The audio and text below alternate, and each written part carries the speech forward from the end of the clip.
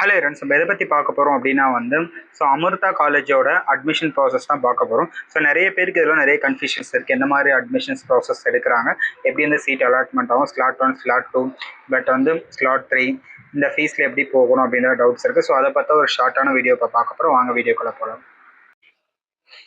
So இதில் பார்த்தீங்கன்னா உங்களுக்கு அமிர்தாவோட கேம்பஸ் என்னென்ன இருக்குன்றது உங்களுக்கு ஆல்ரெடி தெரியும்.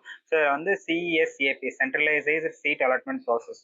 ஸோ அதான் எப்படி பண்ணுறாங்க அப்படின்றத நம்ம பார்க்க போகிறோம். ஸோ இதில் எந்தெந்த கேம்பஸ் என்னென்ன அட்ரஸ்ன்றது இருக்குது. ஸோ ஆல்ரெடி மோஸ்ட்லி தெரியும். ஸோ இதில் நீங்கள் பார்த்தீங்கன்னா எந்தெந்த காலேஜில் என்னென்ன சீட்ஸ் இருக்குது, என்னென்ன கோர்ஸில் என்னென்ன காலேஜஸ் இருக்குது அப்படின்றது டீட்டெயில்ஸ் இதில் இருக்குது. நான் உங்களுக்கு இதோட பிடிஎஃப் உங்களுக்கு அப்லோட் பண்ணுறேன். நீங்கள் செக் பண்ணி பாருங்கள்.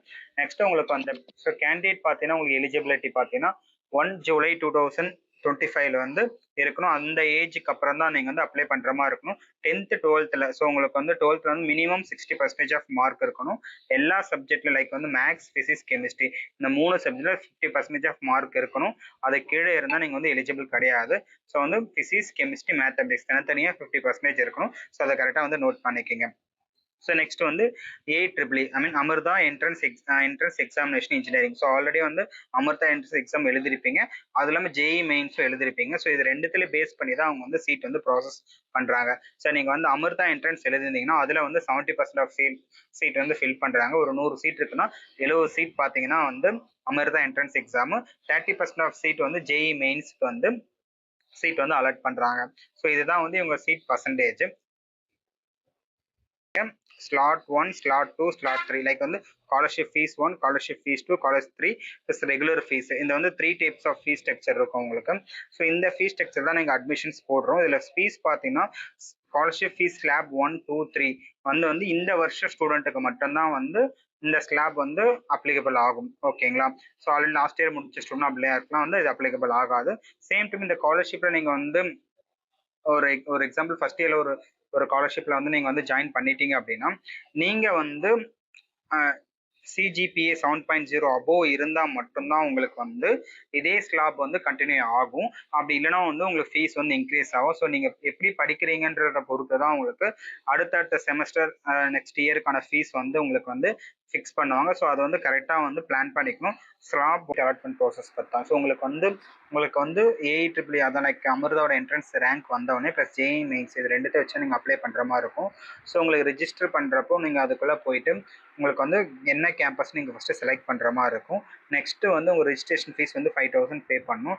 ஃபில் சாய்ஸ் உங்களுக்கு என்னென்ன காலேஜ் சாய்ஸ் ஆப்ஷன் வச்சுருக்கீங்க. ஒரு எக்ஸாம்பிள் நீங்கள் கோயம்புத்தூர் வேணும், லைக் உங்களுக்கு சென்னை வேணும், இல்லை வேறு ஏதாவது பிரான்ச்சஸ் வேணும் செலக்ட் பண்ணிக்கலாம். நெக்ஸ்ட் லாக் பண்ண உங்களுக்கு என்ன ஓகே அப்படின்றது சாய்ஸ் லாக் பண்ணுற மாதிரி இருக்கும். ஒன்ஸ் உங்களுக்கு சீட் ஃபர்ஸ்ட் ரவுண்ட் அலாட்மெண்ட் ஆகிடுச்சு அப்படின்னா உங்களுக்கு ஓகே அந்த ஒரு எக்ஸாம்பிள் உங்களுக்கு ஃபேஸ் 1ல ஒரு கம்ப்யூட்டர் சயின்ஸ் அலாட்மெண்ட் ஆயிருக்கு அப்படின்னா அது ஓகே அப்படின்னா நீங்கள் அக்செப்ட் கொடுக்கலாம். இல்லை அப்படின்னா அப்கிரேட், இல்லை வேறு அடுத்த ரவுண்டு பார்க்குறேன்னா நீங்கள் அப்கிரேட் கொடுக்கலாம்.